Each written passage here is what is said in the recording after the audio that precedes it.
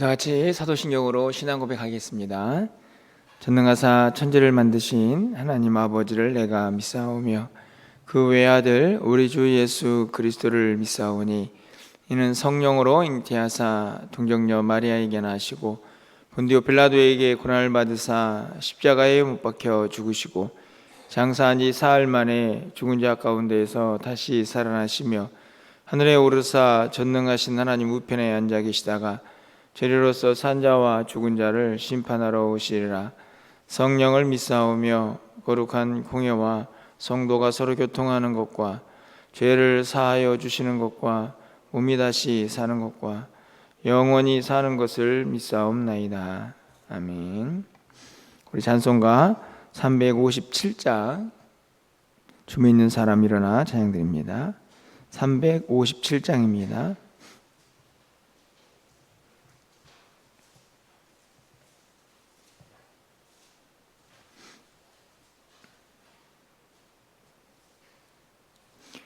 주 믿는 사람 일어나 다 힘을 합하여 이 세상 모든 마귀를 다 쳐서 멸하세.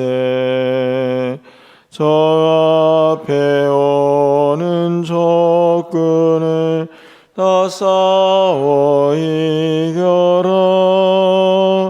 주 예수 믿는 힘으로 온 세상 이기네. 믿음이 이기네. 믿음이 이기네. 주 예수를 믿음이 온 세상 이기네. 온 인류 마귀 괴율로 큰 죄에 빠지니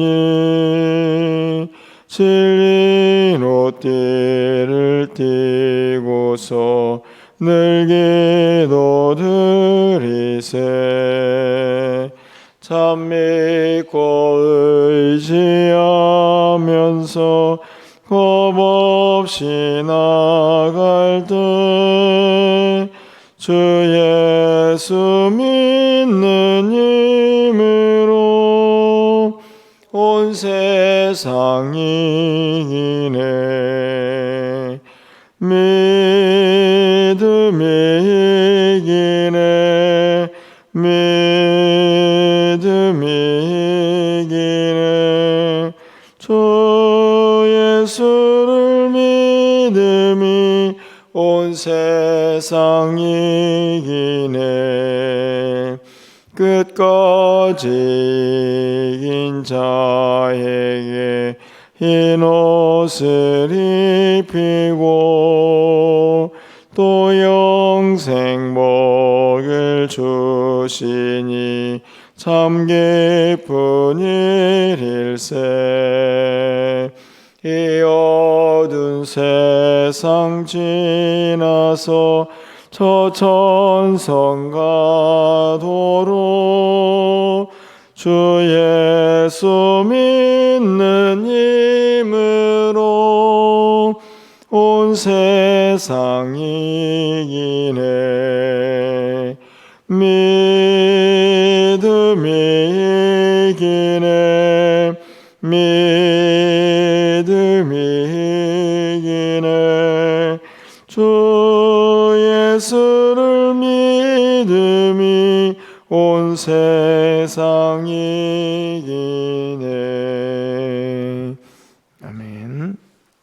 하나님 말씀은 사도행전 13장 13절에서 23절까지의 말씀을 교독합니다. 신약성경 209쪽에 있습니다. 사도행전 13장 13절에서 23절 말씀 교독하고 마지막 절은 함께 읽겠습니다. 바울과 및 동행하는 사람들이 바보에서 배 타고 밤빌리아에 있는 버가에 이르니 요한은 그들에게서 떠나 예루살렘으로 돌아가고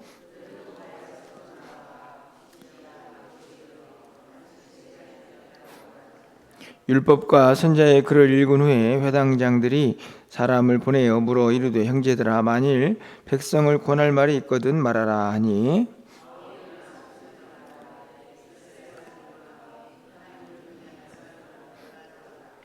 이 이스라엘 백성의 하나님이 우리 조상들을 택하시고 애굽 땅에서 나그네 된 그 백성을 높여 큰 권능으로 인도하여 내사 가나안 땅 7족속을 멸하사 그 땅을 기업으로 주시기까지 약 450년간이라. 그 후에 그들이 왕을 구하거늘 하나님이 베냐민 지파 사람 기스의 아들 사울을 40년간 주셨다가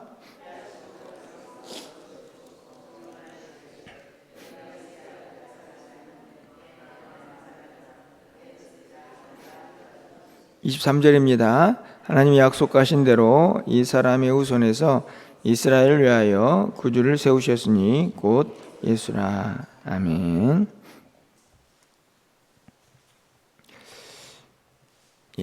어제부터 바울의 우리가 소위 말하는 1차 전도 여행의 과정들을 우리가 함께 좀 이제 살펴보고 있습니다.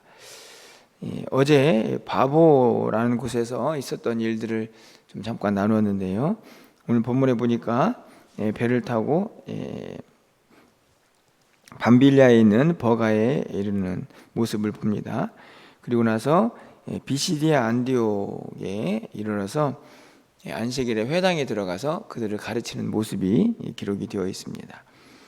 이 비시디아 안디옥이라고 성경에 기록하는 이유는 안디옥이라는 곳과 이렇게 구분하기 위해서죠.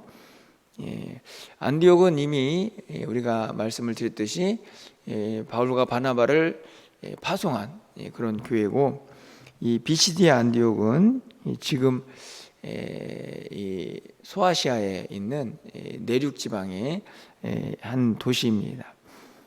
그것을 구분하기 위해서 안디옥과 비시디아 안디옥 이렇게 구분을 하고 있는데, 그곳에 이르러서 회당에 가가지고 그곳에 있는 유대인들에게 복음을 전하는 그런 모습이 오늘과 내일에 이제 기록이 되어 있습니다. 바울이 이제 전도 여행을 하고 있지만, 그래서 많은 이방인들을 이제 복음으로 또 구원을 하게 되는데, 실제적으로 이미 흩어져 있던 유대인들이 이 로마나 또 유럽의 각지에 있었기 때문에 그것을 이제 거점으로 하고 또 그들을 중심으로 해서 또 복음을 전하고, 또 그 가운데서 또 이방인들이 복음을 듣는 또 여러 가지 일들이 이제 계속해서 일어나게 됩니다. 오늘도 그 과정 중에 하나인데, 대상이 이제 유대인들이기 때문에 오늘 본문에 보면 그 유대인들을 향한 바울의 전도 전략이라고 할까요? 그것이 분명히 드러나 있습니다. 그렇기 때문에 오늘 본문을 보면 유대인들에게 이스라엘의 어떤 역사를 간단하게 집약해서 설명을 하고, 그리고 그 가운데 예수님이 오신 모습들도 설명을 하는 본문의 내용들인데요. 유대인들이죠. 유대인들에게 바울이 전하는 복음의 핵심이라고 한다면 그들의 역사 속에서 가장 중요한 것이 무엇이냐 하는 것을 이제 생각하게 되는데, 그것의 하나는 바로 하나님의 주권입니다. 다시 말하면 하나님의 전적인 섭리와 뜻 안에서 그렇게 이스라엘 백성들이 여기까지 왔다 하는 것을 전하는 것이죠. 여러분 17절 말씀을 보면 이스라엘 백성의 하나님이 우리 조상들을 택하시고 애굽 땅에서 나그네 된 백성을 높여 그 권능으로 인도하여 내사. 여기 보면 이스라엘이라는 민족, 이 세상에는 많은 사람들이 있는데 하나님께서 이스라엘 백성들을 택하셨죠. 거기에는 무슨 이유가 있을까요? 이유가 없습니다. 하나님이 하신 일이니까 하나님의 뜻에 따라서 하나님이 택하신 거죠. 이스라엘 백성들이 가장 먼저 기억해야 할 것은 뭐 선민 의식을 가지고 뭐 그들이 뭐 율법 안에서 뭐 어떻게 사느냐 매우 중요하지만 그것을 다 뛰어넘어서 우리가 어떻게 선민이 되었는가는 잊어버리면 안 되는 것입니다. 하나님의 절대적인 주권, 뜻과 섭리 안에서 되었다 하는 것이죠. 그 이유도 마찬가지입니다. 애굽에서 종살이하던 그들이 출애굽을 하고 그리고 가나안 땅도 들어가고 그리고 선지자들, 사사들을 그들이 이제 다 같이 하게 되는데 그 모든 과정에서 그 일들을 누가 하시는가는 바울은 분명하게 설명을 하고 있죠. 21절 말씀을 보면 그 후에 그들이 왕을 구하거늘 하나님이 베냐민 지파 사람 기스의 아들 사울을 40년간 주셨다가 여기서 보면 분명히 왕을 누가 세웠습니까? 이렇게 생각할 수 있지만 뭐 백성들이 세운 것처럼 보이지만 분명히 주어는 하나님이십니다. 하나님이 주셨죠. 22절은 더 분명합니다. 폐하시고 다윗을 왕으로 세우시고 누가 폐하셨습니까? 하나님이. 누가 다윗을 세우셨습니까? 하나님이. 그리고 그 다윗의 혈통에서 누가 오시냐면은 우리가 알고 있는 것처럼 예수님이 오시죠. 여러분 23절 말씀 보면 하나님이 약속하신 대로 이 사람의 후손에서 이스라엘을 위하여 구주를 세우셨다. 누가 세우셨냐면 하나님이 세우셨죠. 그러니까 결국에는 이스라엘 역사를 쭉 돌아보면서 이제 예수님까지 가는 과정들을 설명을 하고 있는데 그 모든 과정에서 바울이 분명하게 그들에게 말하고 싶은 건 뭐냐면 너희들이 선민이 된 것도 왕을 세운 것도 그 왕의 혈통에서 메시아가 온 것도 다 누구의 뜻이냐? 하나님의 뜻이다 하는 것을 분명히 가르쳐주고 있는 것입니다. 여러분 우리의 삶은 어떤가요? 여러분은 어떻게 예수를 믿게 되셨습니까? 이 자리에 어떻게 나와 계시는가? 우리 교회도 마찬가지죠. 우리 교회가 이제 벌써 54년째 되어가는데 우리 교회는 어떻게 세워진 것입니까? 여러분 돌아보면 다 누구의 뜻 안에 있었냐면 하나님의 뜻 안에 있었다는 것이죠. 이건 굉장히 중요한 믿음의 고백입니다. 이 고백이 있어야만 저는 제대로 된 신앙생활을 할 수 있다 이렇게 생각합니다. 내 생각, 내 고집, 내 의지로 여기까지 왔다 절대 아니라는 이야기죠. 이스라엘 백성들도 얼마나 교만합니까? 선민들이라고 생각해서 이방인들 무시하고 바울이 전하는 복음도 무시합니다. 그런데 바울은 그 생각을 완전히 깨트리기 위해서 너희들이 택함을 받은 것도 그 가운데 메시아가 온 것도 모든 과정 속에 바로 하나님이 함께 하셨다라는 사실을 인정하도록 가르쳐주고 있죠. 오늘 우리도 마찬가지라고 확신합니다. 우리가 지금까지 살아온 것도 또 우리가 이곳에 있는 것도 또 교회가 여기에 세워진 것도 또 하나님께서 지금까지 함께 하셨고 인도하셨기 때문에 지금 여기가 우리의 존재가 있다는 사실을 우리가 잊지 말아야 한다는 것입니다. 그런데 여러분 보십시오. 그러면 이런 생각할 수 있습니다. 야, 하나님이 막 다 알아서 하시고 우리는 뭐 하는 게 뭐야? 그래서 아마 인간의 뭐 주권이나 인권을 강조하는 사람들은 몹시 기분이 나쁠 수도 있습니다. 내 마음대로 하고 싶은데 왜 하나님 마음대로 하시느냐고. 그런데 여러분 생각해 보셔야 합니다. 이게 얼마나 큰 은혜인가. 왜 그러냐 하면 여러분 이스라엘 백성들을 한번 보십시오. 이스라엘 백성들이 어떻게 하나님 안에서 삽니까? 여러분들 이스라엘 백성들 역사를 아시죠? 엉망진창입니다. 남과 북으로 갈라지죠. 하나님 거부하죠. 우상 섬기죠. 여러분 이스라엘 백성들의 역사를 보면 형편없습니다. 그런데도 그들이 완전히 버림을 받지 않은 이유가 뭘까요? 하나님이 택하셨기 때문입니다. 이게 너무너무 중요합니다. 그러니까 하나님 택하셨기 때문에 하나님 책임지시고 인도하시고 그들을 사용하시는 거죠. 이스라엘 백성들의 역사도 실패와 배반의 연속이지만 하나님의 주권 안에 있기 때문에 버림당하지 않고 그래도 명맥을 유지하면서 그 안에서 약속대로 예수님이 오신 거죠. 너무나 분명한 사실입니다. 여러분, 그것만이 아니고 여러분 22절 말씀을 보시면요, 패하시고 다윗을 왕으로 세우시고 내가 이새 아들 다윗을 만나니 내 마음에 맞는 사람이다. 자, 이것도 절대적으로 누구의 뜻이냐면 하나님의 뜻입니다. 왜 다윗입니까? 말할 수 없죠. 그런데 여러분 보십시오. 다윗을 만나니 내 마음에 맞는 사람이다. 다윗이 하나님의 마음에 맞는 사람인데 다윗이 그렇게 대단합니까? 어떠신가요? 물론 굉장히 중요하고 또 대단한 믿음의 사람인 것은 확실한데 여러분 다윗을 한번 보십시오. 이세 아들 중에서 맨 마지막 아들이죠. 그러니까 그 형제 중에서 뭐 대단하다라고 말할 수는 없습니다. 뿐만 아니라 그가 왕이 되었을 때에 그 왕의 일은 어떻습니까? 나중에 여러분이 알다시피 순간의 음욕을 참지 못해서 전쟁터에 나가 있는 자기 부하의 아내를 범하죠.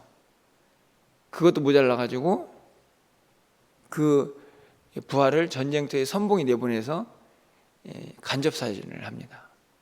그게 누구냐면 다윗입니다. 그런데 성경은 뭐라고 기록하고 있냐면 내 마음에 맞는 사람이다. 말이 됩니까? 이런 생각이 들죠.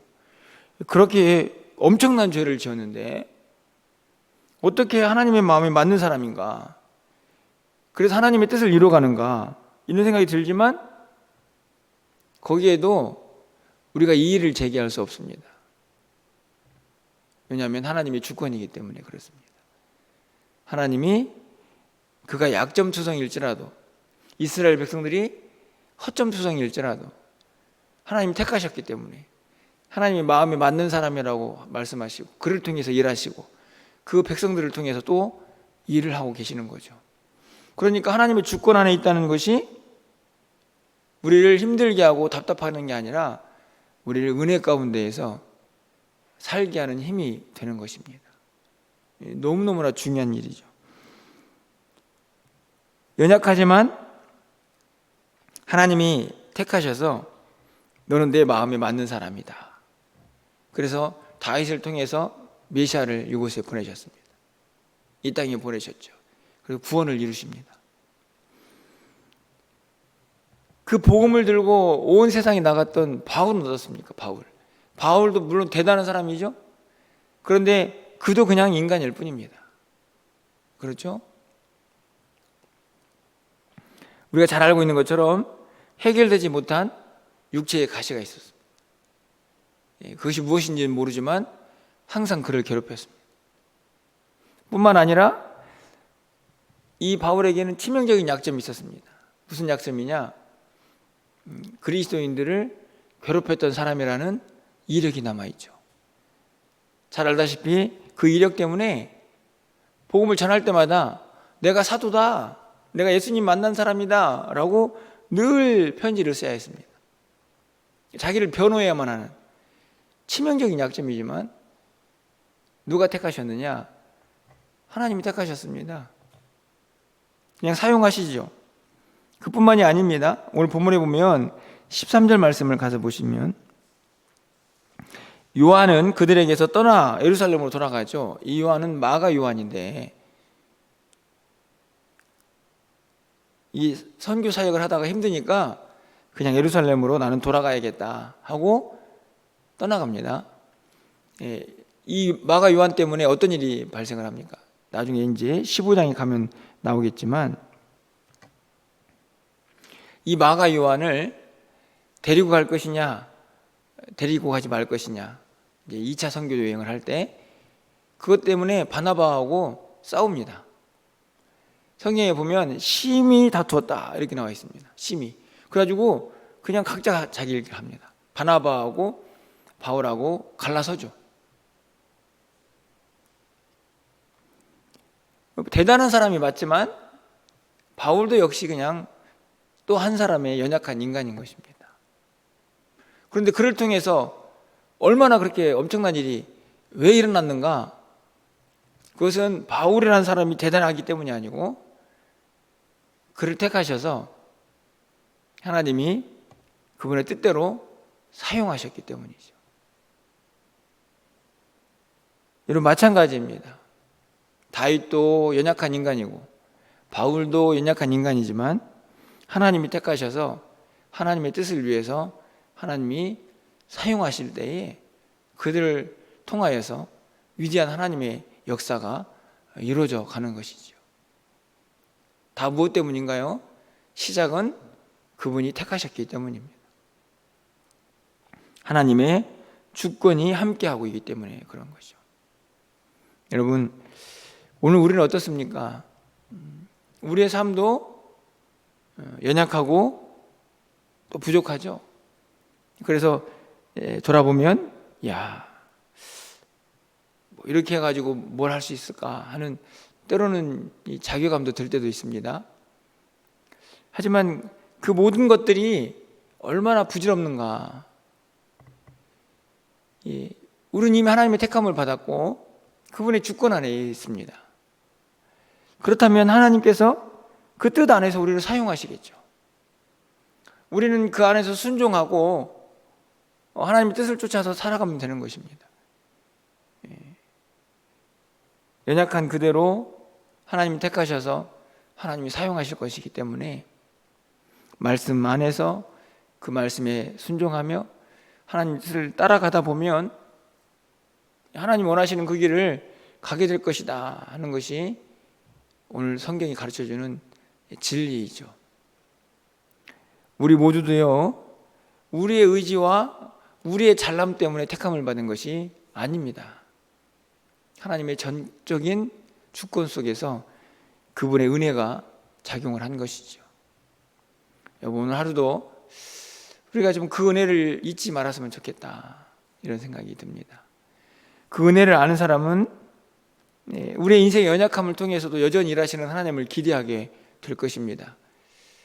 나를 통해서, 우리 모두를 통해서, 우리 교회를 통해서 일하시는 하나님을 기대하게 되는 것이죠. 왜냐하면 지금의 우리의 연약한 모습과는 상관없이 하나님 우리를 택하셨고 우리와 함께하고 계시기 때문입니다.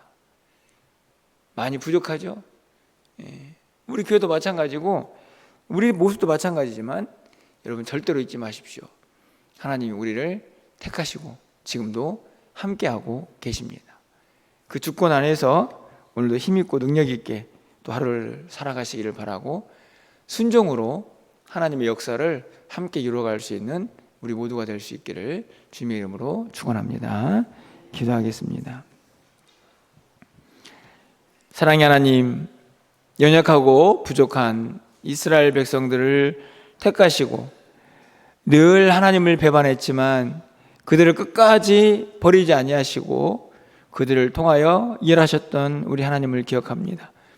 오늘 그 다윗을 하나님의 마음에 맞는 사람이라 그렇게 인정해 주셨습니다. 연약한 바울도 하나님이 들어서 사용해 주셨습니다.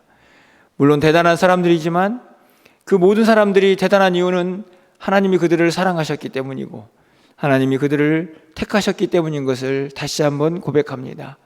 우리 모두도 참 부족하고 연약하지만 여전히 하나님의 주권 속에 우리 모두가 있음을 잊지 않고 살게 하여 주시옵소서. 그 은혜 안에 늘 감사하게 하여 주시고 우리를 통하여 일하실 하나님을 기대하며 순종의 삶을 살아갈 수 있도록 주님 도와주시옵소서. 우리 한 사람 한 사람들을 그렇게 사용하여 주시고 우리 교회도 부족하고 연약하지만 하나님께서 사용하여 주셔서 이 지역에 하나님 나라를 세워가는 귀한 교회로 쓰임받을 수 있도록 주께서 역사하여 주시옵소서. 오늘 한날 우리의 모든 삶을 주관하여 주셔서 우리가 하는 모든 일들을 통하여 하나님의 영광이 드러나게 하여 주시옵소서. 오늘 요양원 사역을 합니다. 또 수요 예배도 있습니다. 전도도 합니다. 하나님 모든 사역 가운데에 하나님의 영광이 드러나게 하여 주시옵소서. 오늘도 우리 한날의 삶을 주관하여 주시고 연약한 자들에게 새 힘을 더하여 주시고 우리의 삶의 모든 영역에 하나님의 기쁨이 충만한 한날이 되게 인도하여 주시옵소서.